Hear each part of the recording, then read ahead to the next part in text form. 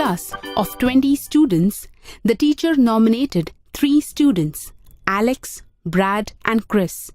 The students of the class voted for one of the 3 nominated students. The ballot box was opened and all the votes counted. The teacher found that Alex got 7 votes, Brad got 8 votes, and Chris got 5 votes. Who won the election? We compare the number of votes each nominated student got. We find that the maximum number of votes, 8, is got by Brad. Here, 8 is the mode of the data. In a given set of data, the value that occurs most often is called the mode.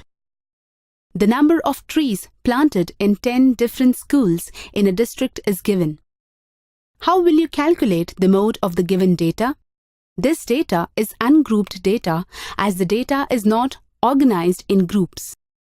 In this example, the mode of the data is 4 as it appears 3 times in the set of data. What is the mode of this set of data? We see that the mode is 3 and 4. When we have 2 modes, then the data is multimodal. When we have 1 mode, then the data is single mode. The number of trees planted in 50 schools in a city is as follows. Find the mode of this data. Finding the mode is difficult as we have 50 numbers and we have to find the number of times each number is repeated to find the mode. The easier way to represent the data is to group them into class intervals, like 1 to 3, 3 to 5, and so on. The table shows the number of plants planted by 50 schools in a city. Find the mode for this data. Compare the data with the data in the table. Do they represent the same data? Yes, they represent the same data. Is the data shown above grouped or ungrouped data? The data is organized in groups, hence it is called grouped frequency distribution. We cannot find the mode of the data by looking at the table. Let us calculate the mode of the frequency distribution table of the number of trees planted in the schools. First step, we have to look at the frequencies and locate the class with the maximum frequency. This maximum frequency is called modal class. From the table, we find that the maximum frequency is 14. The class interval corresponding to 14 is 3 to 5. So, the modal class is 3 to 5.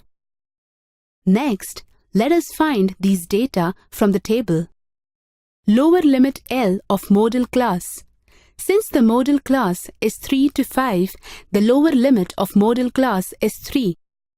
Class size H is found by taking any given class interval and subtracting the upper and lower class intervals. Hence, 5 minus 3 is 2.